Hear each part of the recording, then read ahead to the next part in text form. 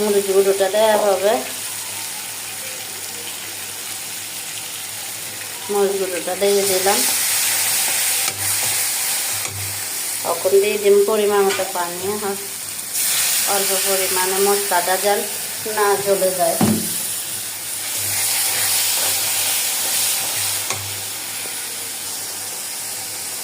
দেখেন মশলাগুলো সুন্দর করে কষানো হয়ে গেল।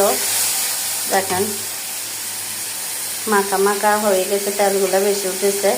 তখন দিয়ে দিব ধুয়ে রাখা মাছগুলো।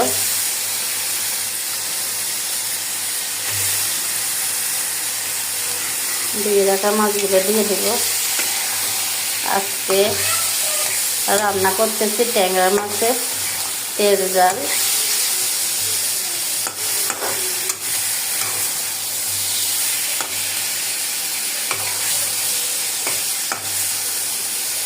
ট্যাংরা মাছের তেল ঝালে আপনারা একটু টমেটোটা বেশি করে দিবেন, মাখা মাখা খুবই ভালো লাগবে। আমি তো টমেটোর পরিমাণটা একটু বেশি করে দেওয়া হয়েছে।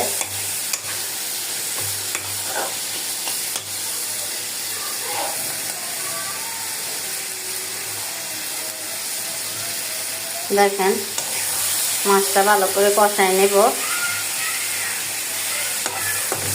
আমার খুবই মাছগুলা তাজা হচ্ছে, খুবই সুন্দর। এখন দিয়ে দেব পানিটা। মশলাটা অনেকটা কষানো হয়ে গেছে।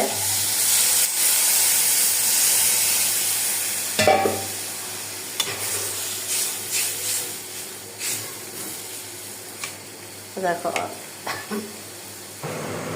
পানি পরিমাণ একটু কম হয়েছে, আরও কিছুটা পানি দিয়ে দেব। দেখেন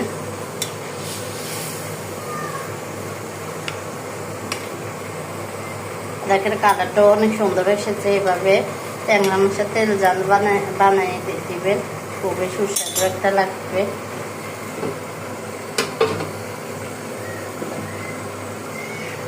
সুস্বাদু থাকবে।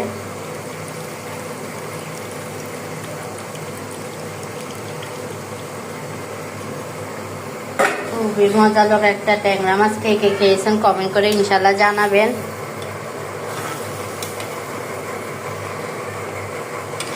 প্রচুর প্রচুর শেয়ার করবেন। এরকম নতুন নতুন ভিডিও পেতে আমাদের পেজের সাথে থাকুন। লাইক শেয়ার কমেন্ট করতে ভুলবো না। আল্লাহ হাফেজ।